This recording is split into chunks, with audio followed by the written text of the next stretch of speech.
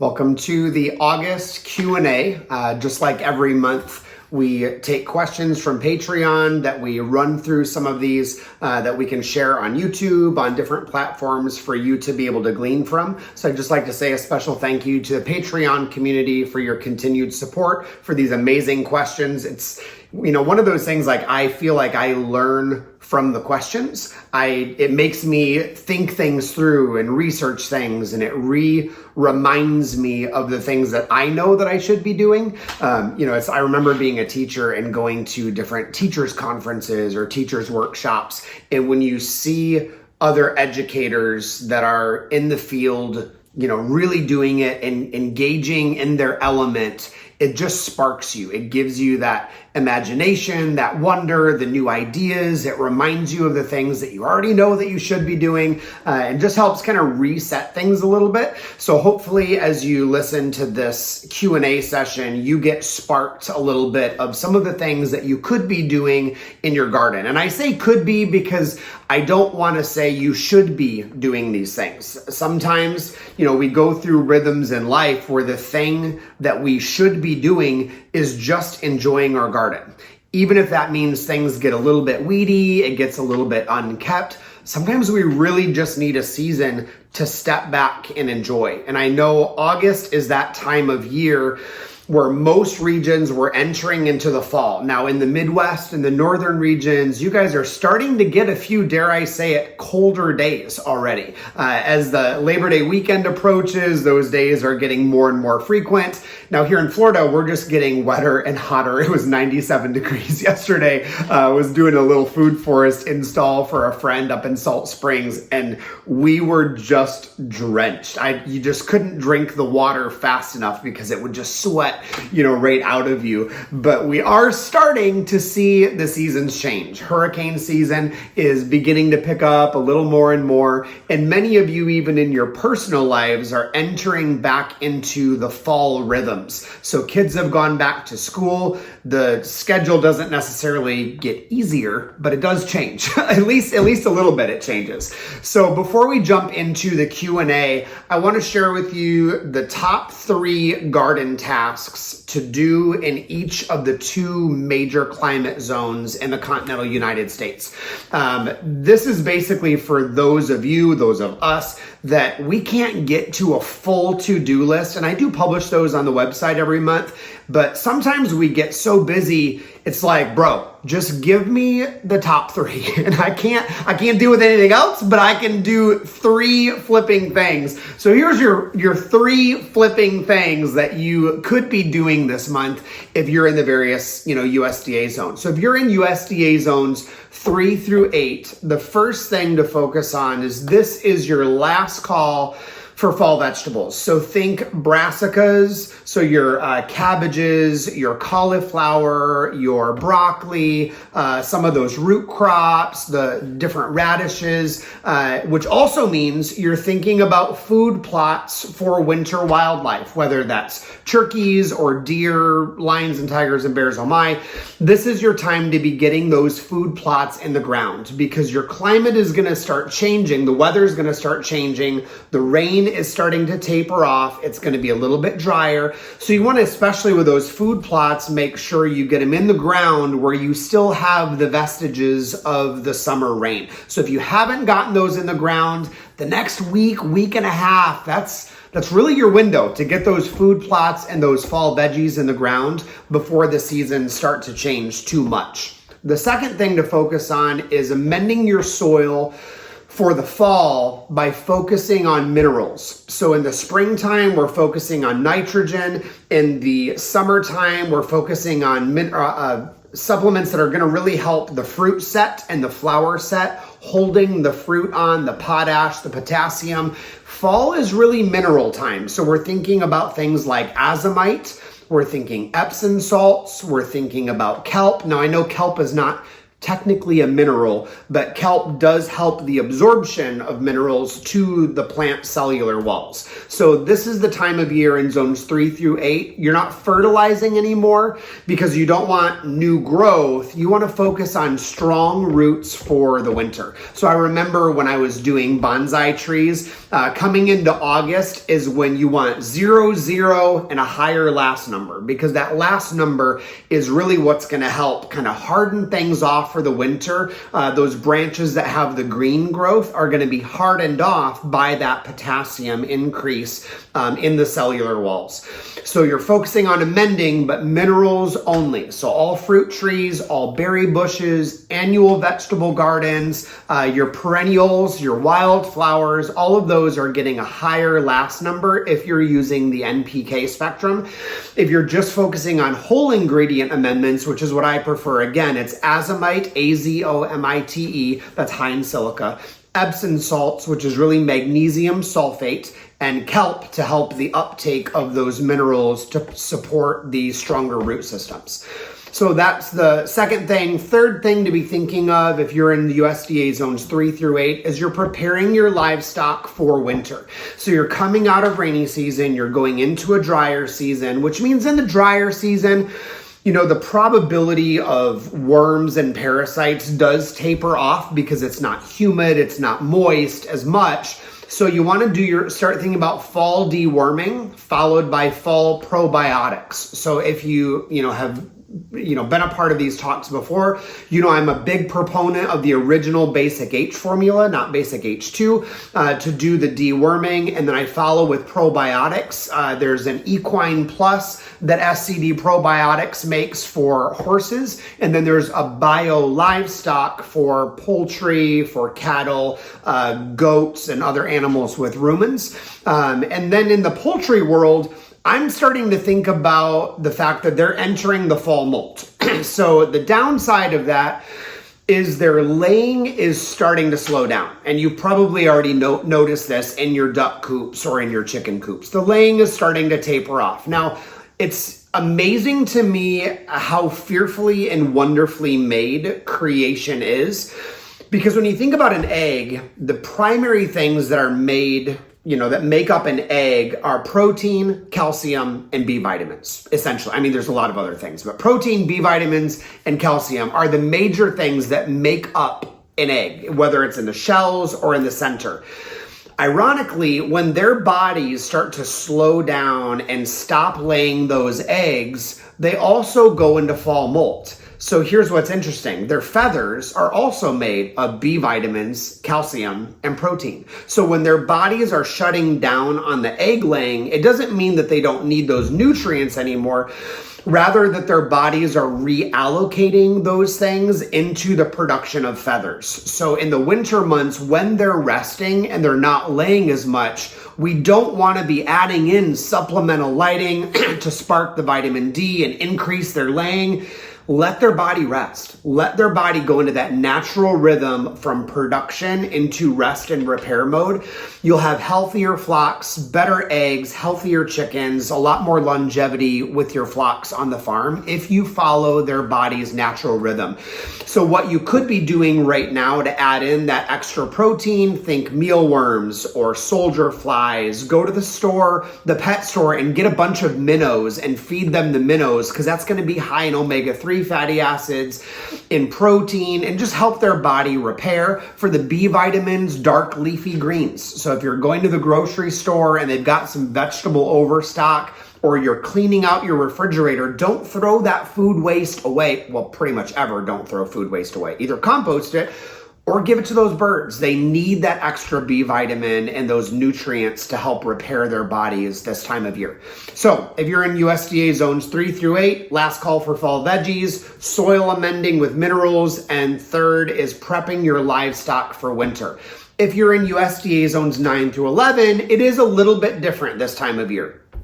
So the first thing that I'm thinking about in USDA zone 9 and 10 is composting in the food forest and feeding worms and microbial life. So I'm not really doing fertilizing right now unless it's a brand new fruit tree or a brand new berry bush. I'm not amending my soil right now. I'm focusing on microbes. There's a lot of humidity, there's a lot of moisture and rain. The temperature is right to really increase that microbial life in the soil. So I'm focusing on feeding that microbial life so that way the roots are going to be strong through the fall and winter during our drier seasons. So the compost right now in the food forest, you can amend by adding that compost around the drip edge of the tree. That's where the crown ends go straight down into the ground. And do it right on top of your wood chips, or you can pull the wood chips back, which is what I prefer, add in the compost, and then just rake the wood chips back, and that's going to protect that compost. It will wash in over time, but it does keep things a little bit tidier. So first is composting and feeding microbial life in those earthworms and the soil. Second thing, think about foliar sprays. So we're doing kelp, fish emulsion, we're doing probiotics. Now again, the kelp can be applied as a powder, dried to the soil, or it can be added in a foliar spray. And so basically that's not going to be an actual fertilizer. It does a little bit, but it's very, very, very mild. Mainly kelp is going to spark the nutrient uptake, primarily the minerals by the root systems. It's really going to spark those hairy roots and that capillary system in the plant to bring up those minerals and deliver it to your plant. Fish emulsion, you can apply to the roots. That is going to help a little bit. The best way to use fish emulsion is in a foliar spray, because when it dries on the leaves, every time those leaves re-wet, whether it's the morning dew, the evening dew, a light rain, that's going to spark that fish emulsion again and again and again. So one foliar spray might last you a month. Now that's going to depend on if you get a hurricane, obviously that's going to wash it all off really quickly. But one foliar spray could last you several weeks. So if you're in USDA zones 9 through 11, we're doing kelp to help uptake of the minerals. We're doing fish emulsion. And then also in the food forest, and this is kind of under number 2, it is time to keep chopping and dropping sun hemp, the Mexican sunflowers, moringa. Get it chopped and dropped now, because by the time September, October, November roll around, I want to leave a lot of that to protect things for the winter. But especially those of you that follow the sun hemp cover cropping method in your annual vegetable gardens, this is the time, like this week and next week, when you want to be chopping that sun hemp down, burying it in your annual vegetable garden so it has a few weeks to decompose before you start your fall annual vegetable garden planting. Which leads me to number 3, is it's time to do nightshades in the fall garden. So if you slacked off last month, I'm raising my hand myself, and you did not plant your nightshades, your eggplants, your tomatoes, your peppers, beloved, this is like the last week or 2 weeks to get those started in trays. Otherwise, they're probably not going to mature for you if we get an early frost. So this is your last week or 2 to get all of those nightshades started in trays. Again, you're not planting them in the ground right now necessarily, but they do need to be started in trays. So if you're planting nothing else right now, nightshades, so tomatoes, eggplants, and peppers. So those are the top 3 garden tasks for zone 9 through 11. It's composting in the food forest, it's foliar sprays and chop and drop, and it's planting your nightshades for the fall garden. So now that we've got our top 3 garden tasks done for the month, and again, that's for those of us that we have really busy schedules, we're not able to get through the entire to-do list for the month, so we've got to really focus in. So those are the top 3 things. So if you are ready to jump into the questions, you've got your pen and paper, or you're just listening to this as a podcast, as you're walking around the garden or traveling, driving, that sort of thing, these will all be posted for all viewers. So you can go back and listen to these again and again in the future. So I'm going to go through these questions. Again, these are provided by the Patreon members every month. And then we'll just jump right into these. So question number 1. You mentioned before not using nitrogen fertilizers this time of year. Why is that? And they did mention where they were from when they asked that question, but it honestly doesn't matter what growing zone you're in. During the fall, we don't want to be using nitrogen as a fertilizer in a very high amount, no more than 2 on the NPK scale. When you look at those 3 numbers on your fertilizer, that first number this time of year needs to be under the number 2, because what that higher number is going to do is produce a lot of green growth in the food forest, and that is not what we want to be doing this time of year. Now, in a couple months, you'll be adding some of those things to your annual vegetable garden, USDA zones 9 through 11. But right now, we're not adding nitrogen this time of year. I don't want my fruit trees producing a lot of new green growth right now. I want them to be hardening off for the winter, because if by chance we get an early frost or a hard freeze over the winter, I really don't want green growth. Those are all just going to die off. I want hardened off wood, even on that first year bud wood, so that way it can survive the frost and actually begin to come back in the springtime. So question number 2, is it too late for banana flowers to mature? That is one of those horrendous permaculture questions where it depends. It depends on where you're at. So generally speaking, August and September, as the rain starts tapering off, I'm going to start tapering off fertilizing them and watering them. So right now, if your banana plants have not flowered, stop watering them and stop fertilizing them. Because if you get a flower right now, the chances of a new banana flower coming to full maturity in zones 9 through 11 at this time of the year is slim to none. Pretty much if you get a brand new flower right now, it's probably going to die. I mean, I hate to be the bearer of bad news. There's just not enough time for that to mature before those hard freezes come in. Now, unless you're in USDA zones high 10B or 11, zones 9 and 10, they're just not going to mature. So right now we're tapering off on watering bananas. Unless it's nature, we're tapering off on fertilizing them. Now, if they've already got a little rack of bananas on them, water like heck and fertilize them like heck, because you want them to mature as quickly as possible. So again, if they've already got a flower, you've already got a rack, go for it. I mean, just go hard or go home. But on those banana plants that have not flowered already, taper off. No more fertilizing and no more watering this time of year until springtime. Number 3, how do I battle ants? ... Yeah, great question. So the most common way that people use is setting out chemical ant traps. I don't love that. I don't like using chemicals unless it is an absolute must. So there's a couple natural ways that you can do this. Number 1, the most common one, which I also think is the least effective, is by using DE or diatomaceous earth, which essentially are small diatoms, these microscopic hard-shelled creatures that are ground up into a powder. The positive side of that is the way that they are molecularly structured is very, very sharp edges. So last year I put them under the microscope and you can see these razor sharp edges that ironically look very much like asbestos. So the downside is it does also damage living organisms in the same way that asbestos would. So when you apply that to an anthill, it's literally going to shred open those ants and cut them open. They're going to die.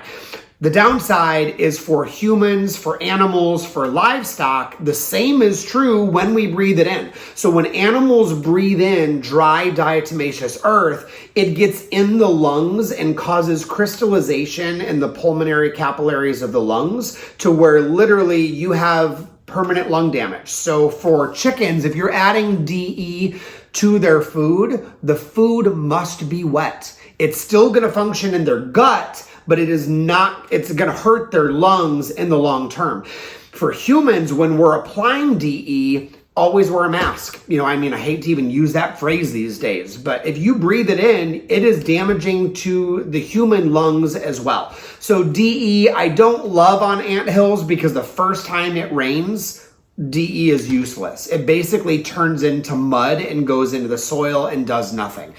So 2 other alternatives that you could try to take care of ants. My personal favorite is cinnamon. You can use just cheap Ceylon cinnamon that you get from the grocery store. I don't even buy the expensive organic stuff. I'm talking go to Dollar General and get like Clover Valley or whatever it's called, So really, really cheap cinnamon, and sprinkle that liberally on top of the ant hill. That'll cause warming sensation and irritants to the ants that will both kill them. They'll take it into their hole, and it does kill off the entire colony. The second option is by moving ant piles. Ants are extremely territorial. So if you get a 5-gallon bucket, take a big scoop from one pile from one side of the yard, bring it over a long ways to the other side of the yard and dump it on that pile, the ants will go to war and essentially kill each other off. So you're basically starting an ant genocide. Sometimes that does not work because ants, if you're in a really small backyard and you just go from one pile to the other, it could actually be part of the same colony. So what they'll do a lot of times is they'll have one mother compound where all of the ant colony lives, and they'll have these sub-colonies that are basically nurseries where they're laying eggs, germinating the baby ants and causing them to hatch, and then they're coming back to the other ant colony. So if you take them from the nursery and put them on that mother ant colony, it's not going to work. You're not going to see any difference. The best thing you can do is find 2 different types of ants, whether it's red ants, fire ants, carpenter ants, whatever, and go cross species and then just let those puppies go to town. So that's, the fun way to take care of ants. Question number 4. Why are my mulberries stressing this time of year, especially USDA zones 9 through 11? Well, mulberries technically will grow in any continental zone, USDA zones 3 through 11. But in the higher zones, 9, 10, 11, and 12, they don't have a full dormancy period. So they have this weird ebb and flow. So sometimes this time of year, late summer, early fall, the leaves will start to look like trash. You'll get these kind of brown spots on them. Now it could be a fungus or a disease, but chances are far more likely the tree is just trying to go into a natural dormancy to gather up its storehouses and then go into another leaf and fruiting mode. So what I like to do typically is just help them along. So if the leaves are looking like trash, defoliate it and then just let it reboost. Which leads me to question 5.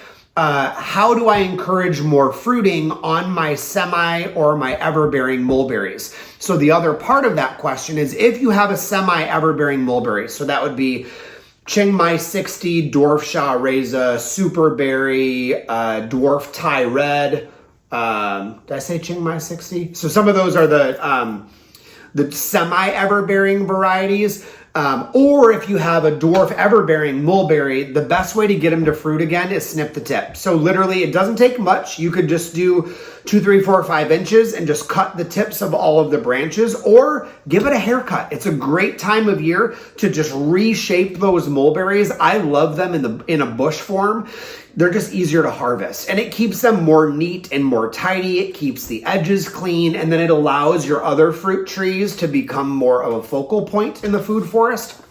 And it gives you that layering. So by trimming those mulberries, it does help by letting more sunlight into some of the other species. But what that does when you snip those tips is it applies a stressor to the tree that goes, oh man, something's going on. I got to produce fruit so I can reproduce. So you're kicking it into another fruiting cycle. And it really doesn't take long, maybe 2, 3, 4, 5 weeks and you'll have another fruiting cycle. So it all depends on your site and how established the tree is. But I would say 4 to 5 weeks is a very realistic time to expect a full new flush of berries. Question number 6. Is full sun in Florida or California actually considered, quote, full sun? Probably not. The closer you get to the equator, the more intense the sun is, the higher the red light spectrum, the red light UV rays are. So the frequency of that light spectrum is different the closer you get to the equator. I mean, your skin knows it. Going outside in Michigan in the summer is very different than going outside for the same amount of time in Central Florida. We're just closer to the equator. You burn faster, you burn easier. Same is true with your plants. So I would say when you're looking at, quote, full sun for trees in Florida, that basically is talking about 6-ish hours. So 5, 6, 7 hours of direct sunlight a day. Anything less than that, 3, 4, 5 hours, I would consider part sun or part shade. So I would say no. If it says full sun on there, generally that means it really only needs about 6 hours of direct sunlight a day. And most plants, I would say, appreciate a little bit of protection in the crazy heat of the day. They love that morning sun, they love the evening sun, but the heat of the day, most things are going to appreciate a little bit of shade protection. Now, those larger top story trees, your avocados, your mangoes, your soursop, your longans, those are they can do full crazy sun. Anything that's a soft stem, annual vegetable, some of the berry bushes, tropical spinaches, if it says full sun, think about 6 hours a day. Question number 7, do blueberries work as planted in the understory? The answer to that is an easy yeah. In nature, most blueberries are an understory. Now, that is one of those scenarios that it does depend on the variety. So for example, in the northern climates, most blueberries are low bush blueberries or wild blueberries, honeyberries, that sort of thing, that they can do almost full shade. Are they going to produce as many fruit? No, they are going to taper off in their fruiting. Same is true in Florida, though our bushes are a high bush blueberry that can get to be 8 or 10 feet tall. Most of those are going to fruit more in 5 or 6 hours, but they can still fruit in 3 to 5 direct sunlight hours, but it is going to be less fruit. And it is going to take a little bit longer to get into their yielding season. There are some, however, in zones 9 through 11, some varieties that do phenomenal in the full shade areas where it's like 1 or 2 or 3 hours of sunlight. So Darrow's blueberry, Darrows, is one such example. That's a native blueberry that always does grow in full shade. Keep in mind that no matter where you're located, blueberries love acidic soil. If you are in Florida, that's not us. So if you're growing blueberries in Florida, they're going to need forever amending in the vast majority of soil types in Florida, and or grow them in a pot where you are amending that soil in that smaller ecosystem, and you'll have a much better flush and fruiting. Question number 9. Let me take a little sip of tea here. Is it still safe in zones 9 through 11 to plant those super tropical trees like avocados, mangoes, and soursop? Yes, but barely.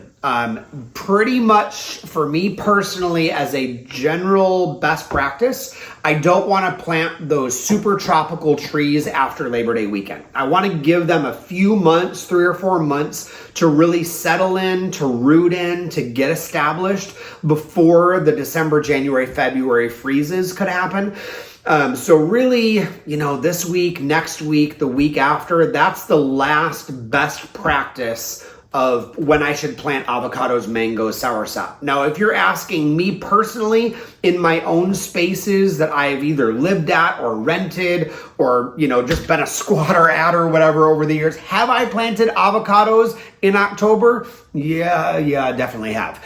Did it put the hurts on them? Sometimes they did awesome, and I was really glad that I put them in. Also, sometimes it killed them until they were dead, and I wasted $95 on a 7-gallon avocado. But some of us are mad scientists, and we're gonna do it anyway. So I would say the next 2 weeks, 3 weeks, this is your last chance, best practice time to get those avocados, mangoes, soursop, strawberry trees in the ground for your best practices. And last question for this month, question number 10. When should we plant stone fruit trees? And I don't see what USDA zone you're from on this. So stone fruit trees are peaches, pear, plum, nectarine. You can even count like apples, that sort of thing.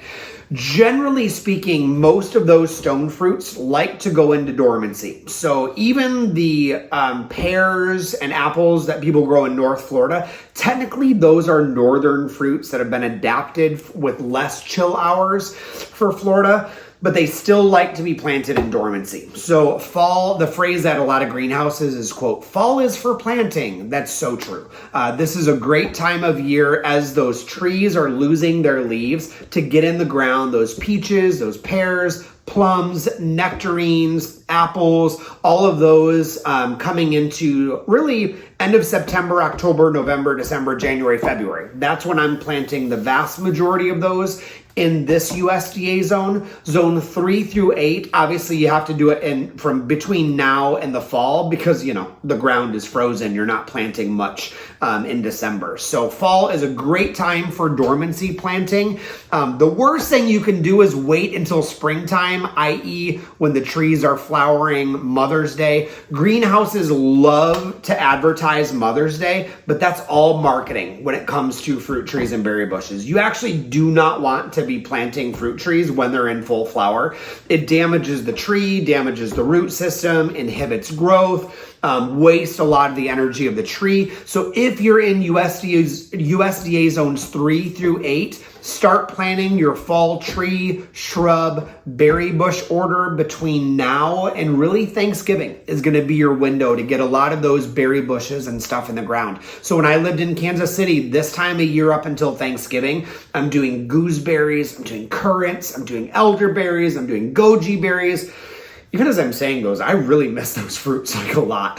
So really start thinking stone fruit and berry bushes for those of you that are in USDA zones 9 through 11. So fall is for planting. So hopefully as you've listened to some of these questions, you've been sparked a little bit for your own space, your own garden, for your own food forest. So regardless of where you are at the end of the day, have fun, enjoy the garden, enjoy the outdoors, spend some time outside with kids, with your neighbors, with your grandparents, with your parents. Get outside, go for a walk, go for a fall hike, create some fall activities, get your fall bird seed out of the shed and start feeding the birds to call them in for the winter. Yes, it is about you growing stuff in your garden, but if you're not thriving on the inside and your person and your family is not thriving, what good is all of that food anyway? So hopefully this is helpful to you. As always, have fun, and I'll see you in the garden.